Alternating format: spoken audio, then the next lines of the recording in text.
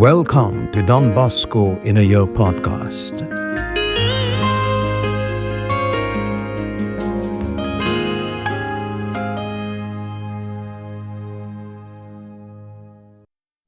Day 21. Having made up my mind to enter the seminary, I took the prescribed examination.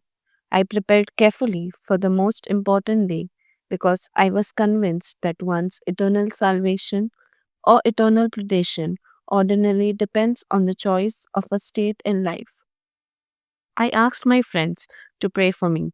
I made a novena, and on the feast of Saint Michael, October 1834, I approached the holy sacraments. The celebrant instructed me to remove my lay clothing, praying, "May the Lord strip you of your old nature and its deeds." As he did so, I thought, "Oh, how much old clothing there is to cast off. My God, destroy in me all my habits."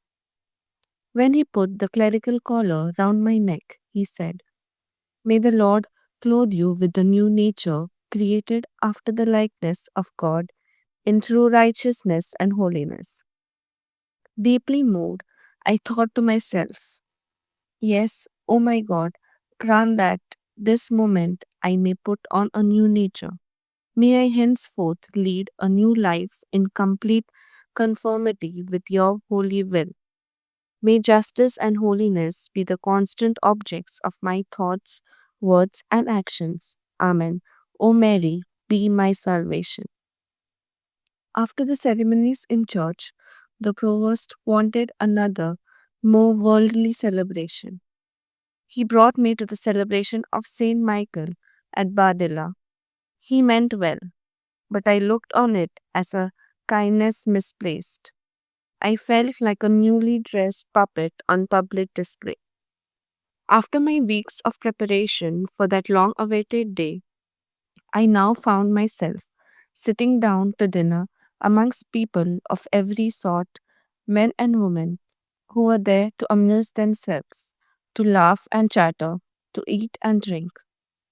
These people, for the most part, spend their time in pleasure seeking, sport, dancing, and amusements of every kind. Could such people, such society, ever identify with one who that very morning had put on the robe of holiness to give himself entirely to the Lord? I kept quiet then, but in my heart I said, "I will never again attend public festivals unless obliged because of religious ceremonies." After that day, I had to pay attention to myself.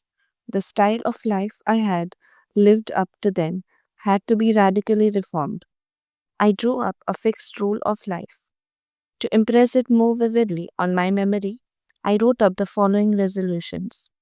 For the future, I will never take part in public shows during fairs or at markets, nor will I attend dances or the theatre, and as far as possible, I will not partake of the dinners usual on such occasions. I will no longer play games of dice or do conjuring tricks, aerobatics, sleight of hand, tightrope walking. I will give up my violin playing and hunting. These things I hold totally contrary to ecclesiastical dignity and spirit. I will love and practice a retiring life, temperance in eating and drinking. I will allow myself only those hours of rest strictly necessary for health. In the past, I have served the world by reading secular literature. Henceforth, I will try to serve God by devoting myself to religious reading.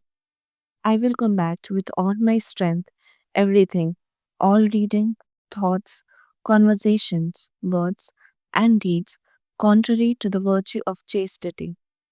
On the contrary, I will practice all those things, even the smallest, which contribute to preserving the virtue. Besides the ordinary practices of piety, I will never neglect to make a little meditation daily and a little spiritual reading. Every day, I will relate some story or some maxim advantageous to the souls of others. I will do this with my companions, friends, relatives, and when I cannot do it with others, I will speak with my mother. These are the resolutions which I drew up when I took the clerical habit. To fix them firmly on my mind, I went before an image of the Blessed Virgin, and having read them to her, I prayed and made a formal promise to my heavenly benefactors to observe them no matter what sacrifice it cost. Thank you for joining us today on this journey to know Don Bosco.